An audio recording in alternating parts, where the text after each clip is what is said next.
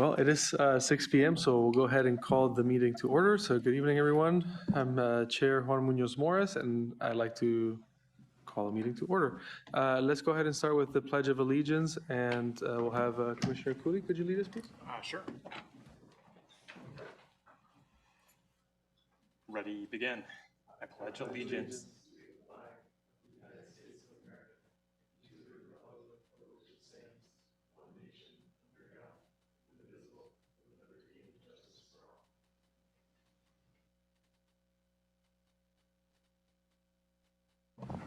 Thank you. And would Deputy City Clerk Megan Wilbanks please call roll?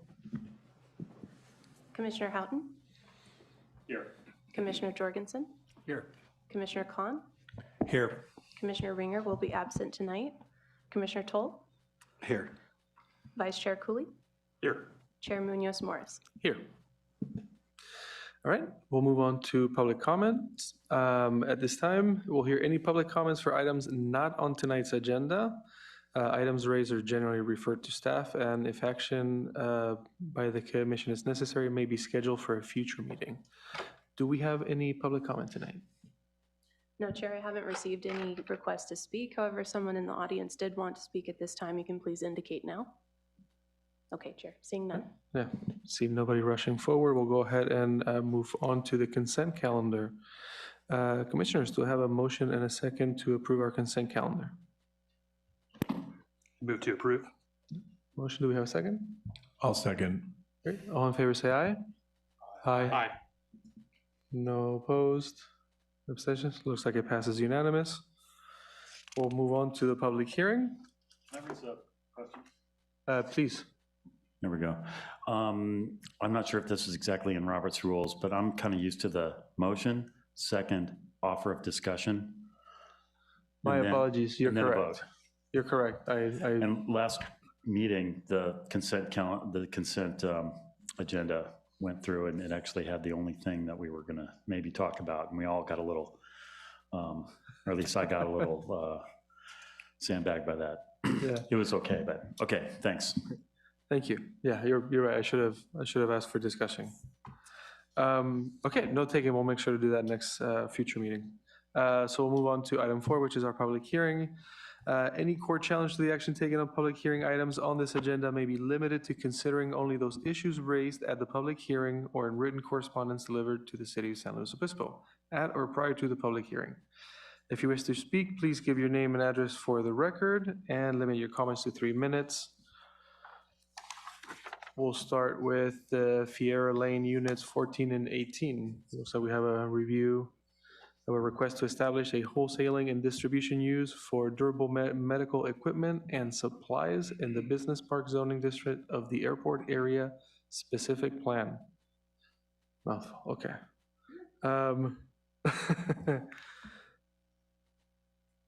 Do we have a presentation? Sorry, I don't see. So the assigned planner is Callie Taylor, who's here to present for you. Sorry, thank you. All right. Floor is yours. Good evening, Commission. My name is Callie Taylor. I'm an associate planner working on this project. Tonight, we are going to review a conditional use permit request to establish a wholesale and distribution use for durable medical equipment and supplies in the Business Park Zoning District of the Airport Area Specific Plan. And the applicant tonight is SG Home Care. And tonight, the staff is recommending that you adopt the draft resolution that you have before you to approve the project based on findings and subject to conditions. Tonight, the Commission's purview is to look at whether or not the use is appropriate for conditional use permit. So wholesale and distribution uses in the business park zone of the Airport Area Specific Plan require Planning Commission approval in order to establish the use. The Planning Commission tonight is reviewing the project for consistency with the general plan, the zoning regulations, and the Airport Area Specific Plan. And Callie, if I could just interrupt you really quick, just share in the Zoom. Oh, thank you. All right, we sharing there now? Perfect. All right, for context, the property is located off of Fierro Lane. This is near the intersection of Tank Farm and Broad. It's at the end of the cul-de-sac on Fierro Lane within an existing business park. There's 3 buildings that are located in that business park. Durable medical equipment and supplies are supplies and equipment that are ordered by a healthcare provider and approved through insurance. So these would include things like hospital beds, wheelchairs, crutches, these type of supplies. SG Home Care is a use that's currently located within the city of San Luis Obispo. They're located on Kendall Road, and they're now proposing to go to this new location, which requires the conditional use permit. 710 Fierro Lane is an existing developed business park, and no site improvements are proposed by the applicant. These are some site photos of the building that the use is proposed to be located in. They will be occupying 2 units within the business park.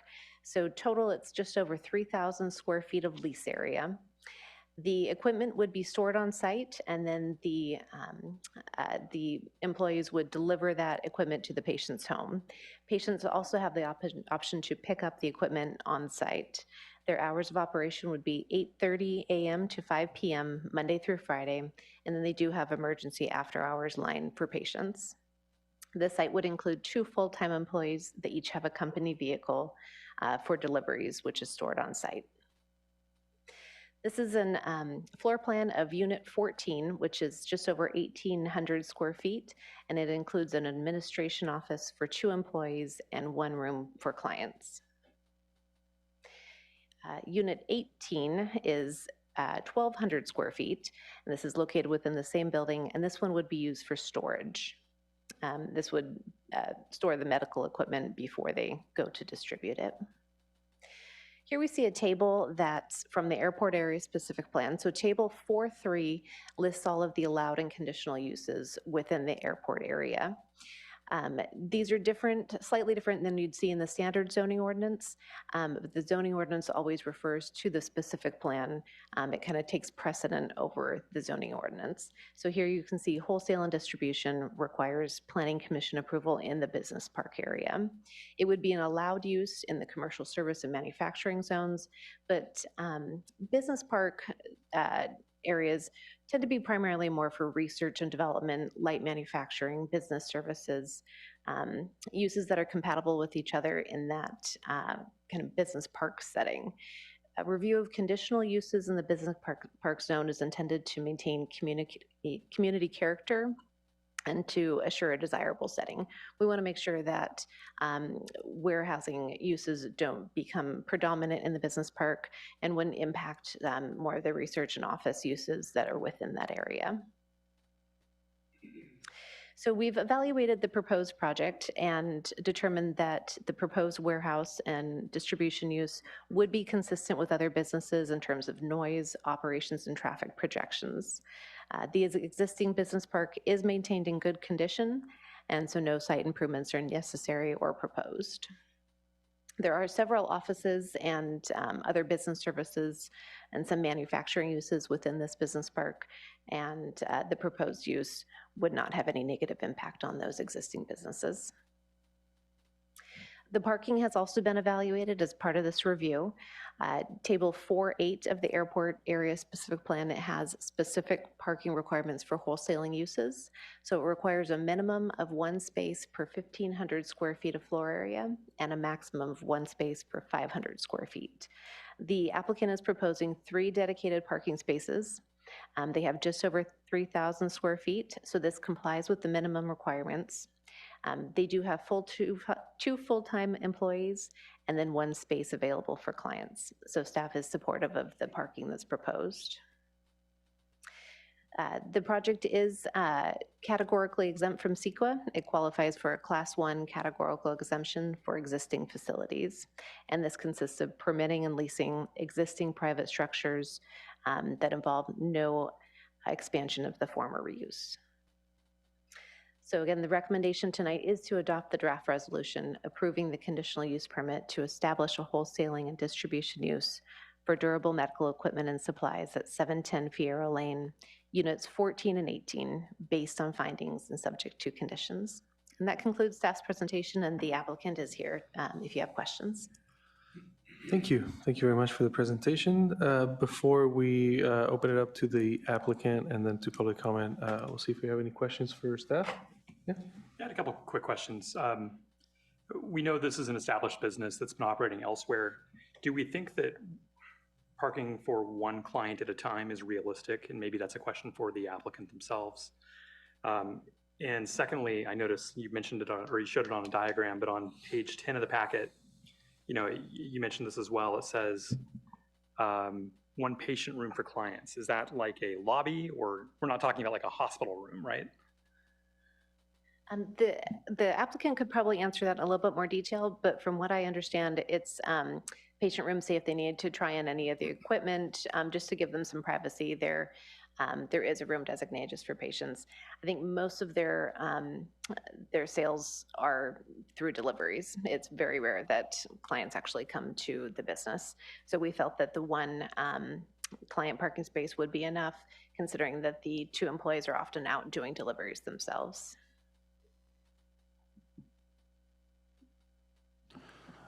The airport area specific plan mentions that uses should be,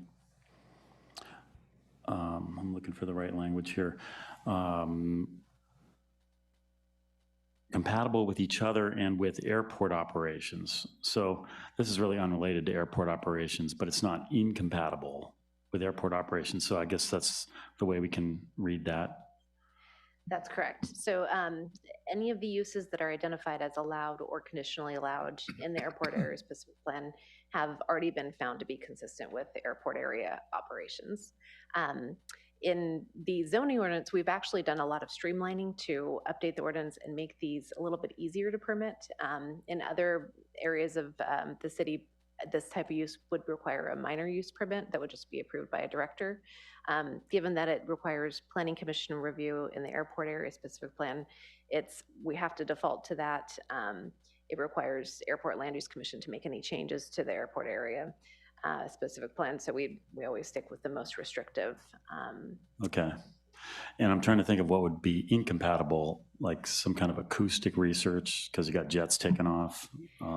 Incompatible uses would probably be more in like residential preschools, things where you have a lot more people, like things like that. Okay, thanks.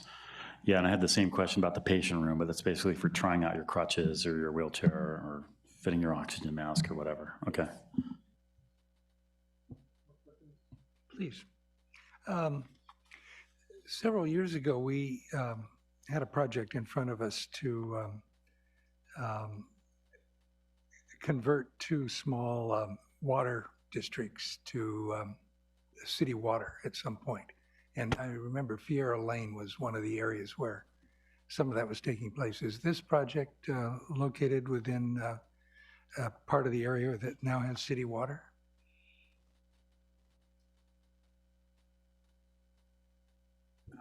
Sure, I can answer that. Yes, so the area, both areas that were annexed, the Fierro Lane and the East Airport area, are both now on city community water. So that's all completed? Yes. Good, just more curiosity than anything else. Thank you. Other questions for staff? Yes. Yeah, I actually have a question for the applicant, if they can come up. Maybe we can hold that one because they're going to come up and do like probably a brief presentation for us. You want to hold your question and ask it? Sure. Is that okay? Great. Anything else for city staff? I just have one quick one. And this is not so much about this particular applicant, but just for my own education. You said that one of the purposes of reviewing an application like this by the BC is to ensure that this type of use doesn't predominate over the typical use. So if we were to approve this tonight and we had a similar applicant looking for a similar use, some sort of wholesale or distribution, would the fact that we've already approved this one in this location make it less likely that we should approve a similar use? It could be a consideration. Say if it started to be that the majority of these uses were like storage uses in a business park, that might not be something that you want in your business park zone. If we were looking at real, a lot of warehouse uses, maybe those should be located in a warehousing or commercial service zone. Having this one use that does have some clients that come, it's not going to impact the overall operation or feel of the business park, but it could be a consideration if you got many of them.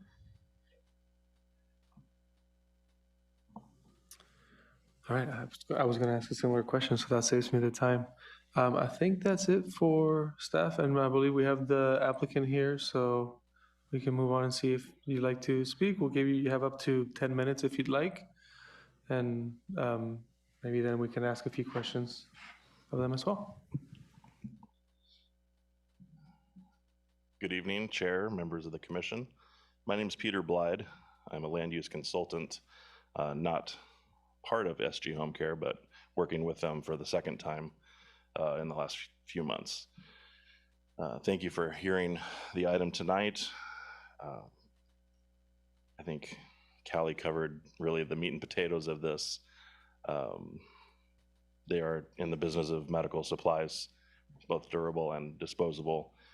They do patient services coordinated through all of the different forms of medical care, doctors, health plans, insurance companies, et cetera.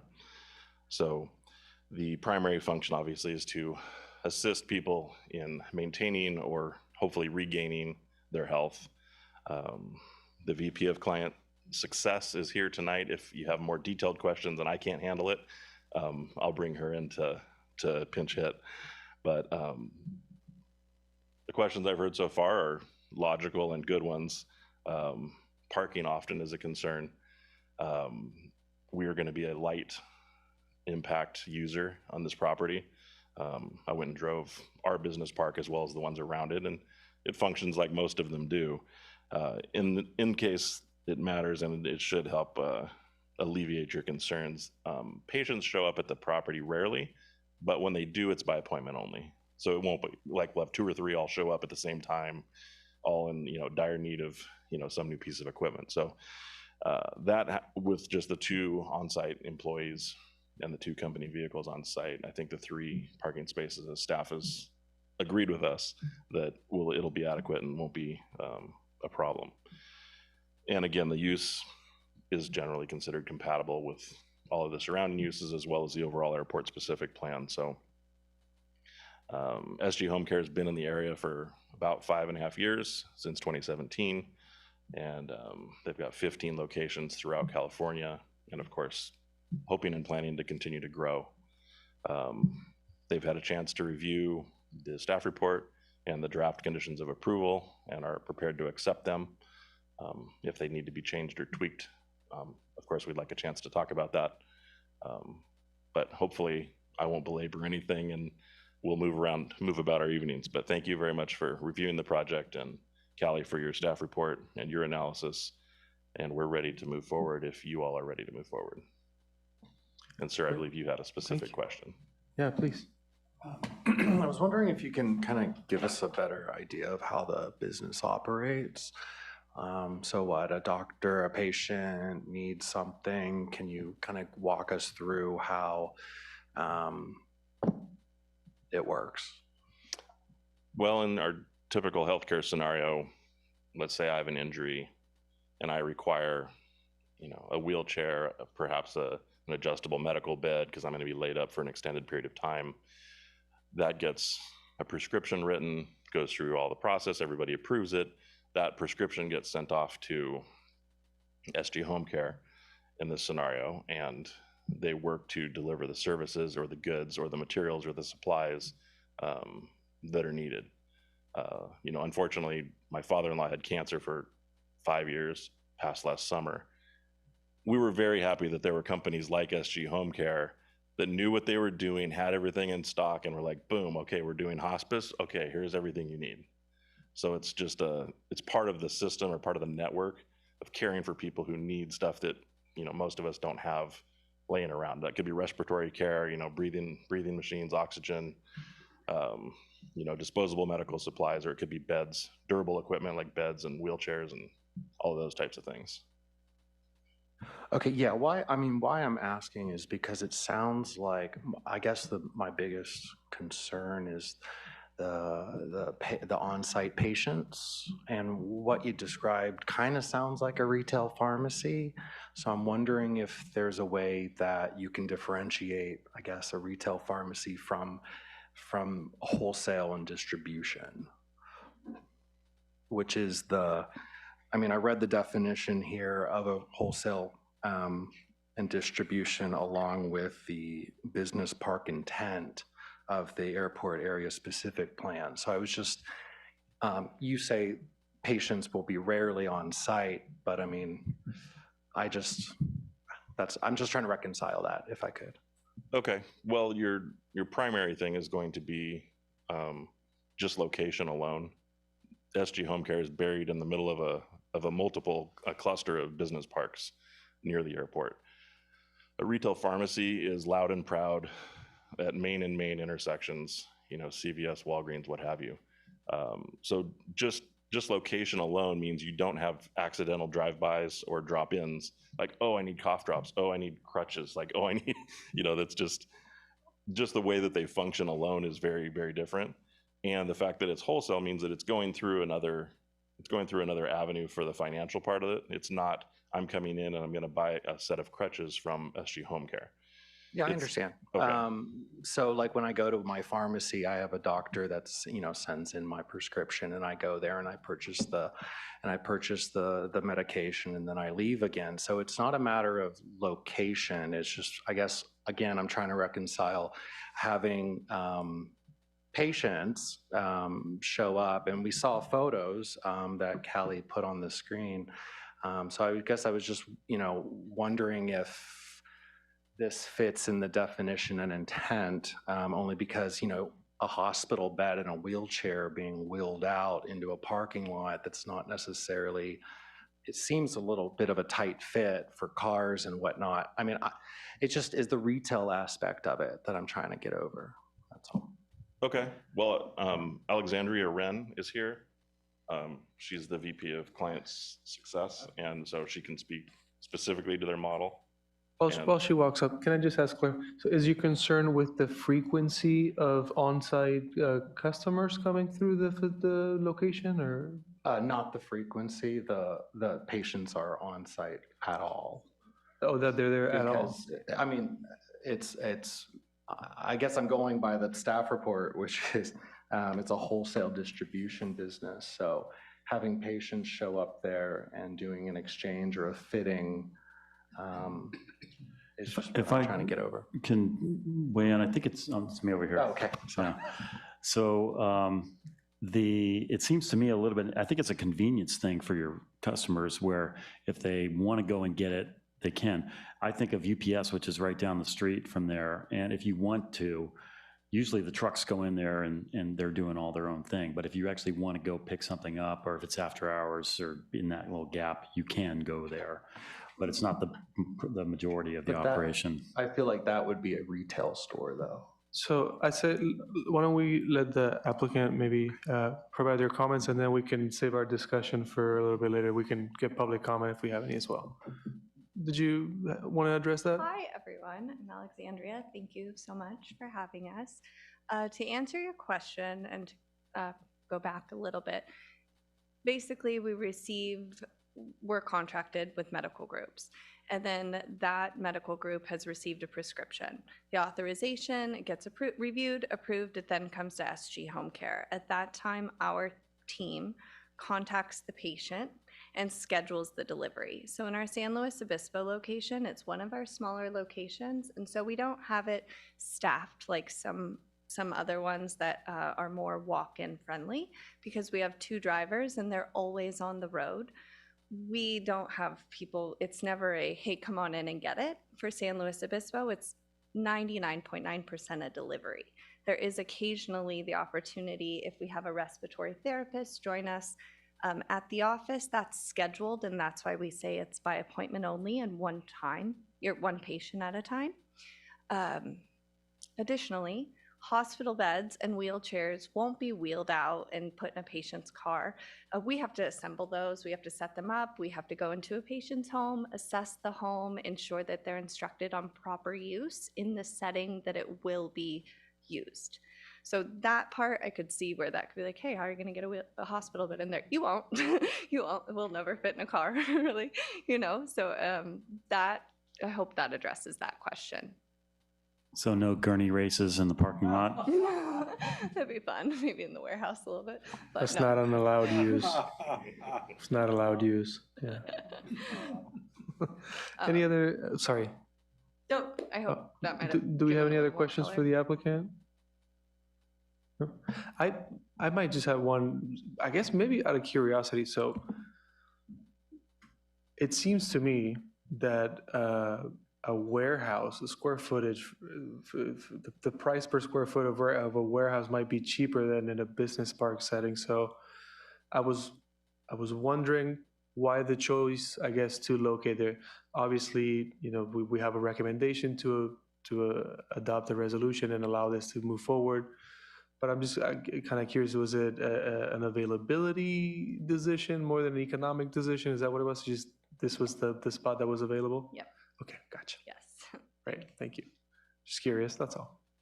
There's this company called Amazon that's going around solving a lot of problems for warehouse space. I think I've heard of them, yeah. Okay, gotcha. Okay, I was just curious. Seeing as there are no more questions for the applicant, maybe we're gonna say thank you if you want to take your seats, and we'll Thank move on you so to much. public comments if we have any speaker cards for this item. Yeah, of course, thank you. I haven't received any speaker cards. Was there anyone in the audience that wanted to take advantage of public comment? Okay, Chair, seeing none. Great, thank you. So then let's bring it back to the discussion, and I know we had some thoughts going back and forth. Commissioners, you want to pick up where we left off, or any thoughts from anybody else? Good? Yes, Commissioner? I was going to just raise a different point.